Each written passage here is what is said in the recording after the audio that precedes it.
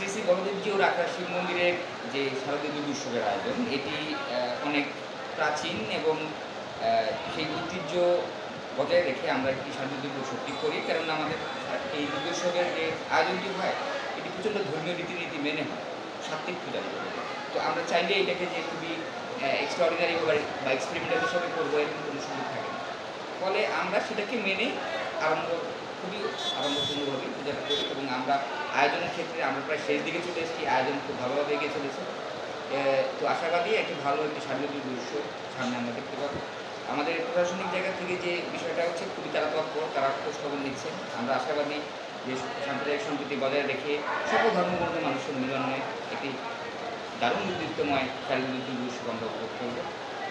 আর শঙ্কা বা যে কথাটা বারবার উঠে আসছে যে কোনো শঙ্কা বা কিছু আছে কিনা, শঙ্কার সবসময় থাকে, কিন্তু শঙ্কার চিন্তাটা আমরা করতে চাই না। এই জন্যই করতে চাই না, আনতেও চাই না মনে এই কারণেই যে অন্তত নারায়ণগঞ্জ যে সাম্প্রদায়িক সম্প্রীতি বজায় রাখার যে শহরের ঐতিহ্য স্থাপন করেছে, সেই জায়গাতে সবসময় আমরা এই জায়গার মধ্যে আমাদের একটা শক্তি বা সম্প্রীতি প্রেরণাটাকে আমরা মনের মধ্যে ধারণ করে এগিয়ে নিয়ে চলেছি। তো আমি এই ব্যাপারটা অন্তত আশাবাদী একটা ভালো শান্তিপূর্ণ সহাবস্থানে।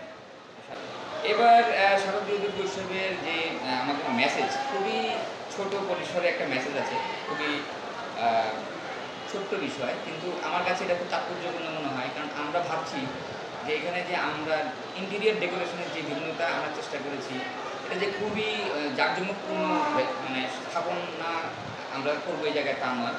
আমাদের এখানে আমরা ইনস্টলেশনের মধ্যে প্রকৃতিকে হাজির করতে চাচ্ছি। আমরা বিভিন্ন বৃক্ষরাজি বা পাতার কম্বিনেশনে যে আমরা সাজানোর চেষ্টা করছি, সেটাকে আমরা এই হিসাবে আনতে চাচ্ছি যে প্রকৃতিকে রক্ষা করা আমাদের প্রয়োজন। মনে করি যে দেওয়া প্রয়োজন যে প্রকৃতি আমাদের জীবনের একটা গুরুত্বপূর্ণ অংশ। প্রকৃতি না বাঁচলে আসলে আমাদের জীবনই তো বৃথা।